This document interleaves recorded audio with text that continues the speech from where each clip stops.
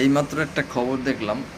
খবরে বলতেছে যে বাবা থানাতে গিয়েছে ছেলের বিরুদ্ধে অভিযোগ করতে, এবং অভিযোগ করার পরে উনি ওখানে মারা গেছেন। পরবর্তীতে জানা গেল যে তার দুইটা সন্তান, একটা ছেলে একটা মেয়ে। ছেলে দুবাইতে থাকে, দেশে আসছে 2.5 মাস।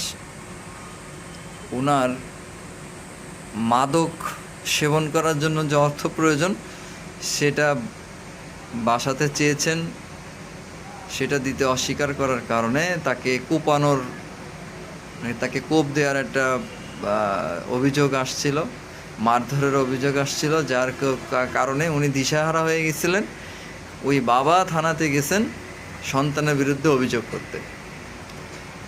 এখন এই বাবা তার সন্তানের জন্য যে ভালোবাসাটুকু ছিল সেটা উনি যখন অভিযোগ করছেন, ওই অভিযোগপত্র হাতে পাওয়ার পরে উনি নিজেই হয়তো বা এই জিনিসটা উপলব্ধি করছেন যে যে হাত দিয়ে আমি সন্তান মানুষ করছি, সেই হাত দিয়ে আমি আবার সন্তানকে জেলে দিব বা একটা পরিবেশ তৈরি করবে। এই জিনিসটা ওনার হয়তো বা খুব মাইন্ডে লাগছে, অথবা ওনার খুব কষ্ট হয়েছে যে যে সন্তানকে আমি হাত দিয়ে আদর করছি, বড় করছি, সেই সন্তান সে হাত দিয়ে আবার আমাকে মারছে। এই কষ্টটা নিয়ে উনি এখানে মৃত্যুবরণ করেন। তাহলে আমাদের জামানার অবস্থাটা কি? আমি একজন প্রত্যক্ষদর্শী যে আমাদের এলাকাতেও এরকম একজনকে ধরছে। সে দীর্ঘদিন যাবৎ মাদক সেবন করে। তার বাবা এবং তার মা পুলিশকে অভিযোগ করে তারা ধরায় দিছে।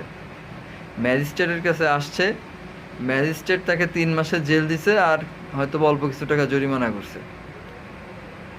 সন্তান চলে যাবার পরে বাবা বলতেছে ম্যাজিস্ট্রেটকে যে বাবা,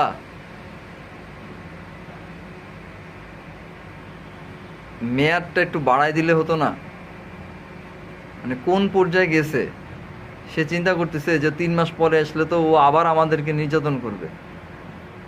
ওকে যদি 6 বছর দিত তাহলে ওনারা স্বস্তি পাতেন, যে অনেক লং টাইম হলে ওনাদের ভিতরে স্বস্তি হতো যে এই কয়টা মাস বা এই কয়টা বছর হয়তো আমরা একটু শান্তিতে থাকতে পারবো।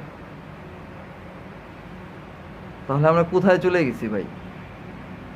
এটা খুব কেয়ার করে দেখতে হবে সবার। হ্যাঁ, এখন আমাদের সমাজে একটা প্রচলিত আছে যে যার টাকায় সে খায়। আজকে ওই স্লোগানটা দিতেন এক সময় না, যে যার টাকায় সে খায়। আজকে দেখেন আপনার ছেলে আপনার টাকায় খায়, আপনার কেমন লাগে এখন?